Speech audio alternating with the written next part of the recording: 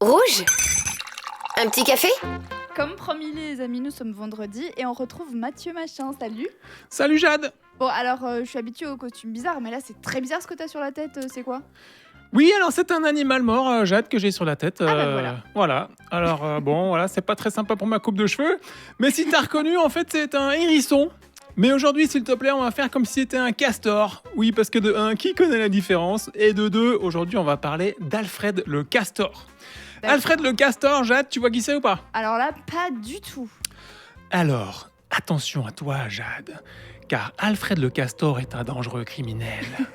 Après Guy Georges, tueur en série, dit le requin de Paris, Pablo Escobar, surnommé le lion de Médine, je te présente, Jade, Alfred le castor de Goumoun-la-Ville. Ça fait beaucoup moins peur d'un coup. C'est un vrai castor qui est accusé des pires atrocités.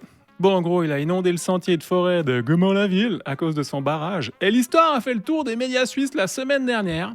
Tu sais, après les Français, ils nous disent qu'il se passe rien chez nous. Je te rappelle quand même que dans l'actu de la semaine dernière, en plus du barrage d'Alfred, il y avait la fameuse affaire des caisses à savon de Buchillon. Et c'est tout, voilà. Donc en Suisse, quand on a un castor qui terrorise le gros de veau, on fait quoi? Eh ben on fait un reportage au téléjournal. Reportage que j'ai regardé, Jade, et là, ils ont mis les gros moyens, la RTS. Ils ont envoyé leurs meilleurs journalistes d'investigation, qui avaient donc le choix entre couvrir ça ou la brocante de Bufflan-le-Château. Donc on a eu droit à la totale des vues de drone de la scène de crime, c'est-à-dire le sentier inondé par le barrage du castor. Enfin inondé, on s'entend, c'est pas non plus le Gange qui coule à Goumoun-la-Ville, donc avec une bonne paire de godasses, si t'as moins de 82 ans, tu le traverses, le sentier. Donc on a eu aussi une interview de l'expert en castor qui nous a appris que...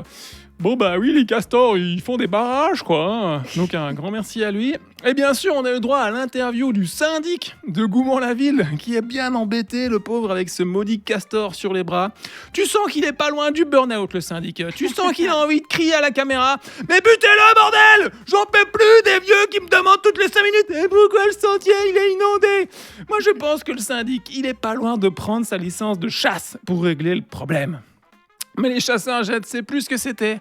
Et moi, je ne serais pas surpris d'apprendre dans le prochain téléjournal que Robert, 72 ans, a confondu Alfred le castor avec Loleb et qu'il a donc malencontreusement abattu son collègue Jean-Jacques d'une balle perdue en pleine poitrine.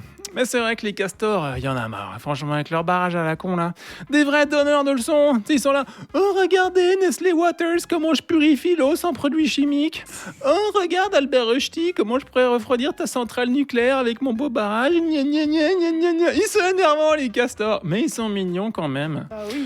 Donc, un grand bonjour à tous les castors qui nous écoutent, Jade. Et moi, je vais te laisser car j'ai de l'auto de l'EMS de Pampigny à 11h. Je voudrais pas être en retard. Bonne journée à tout le monde. Et c'était Mathieu Machin qui déteste les castors apparemment. C'est ça.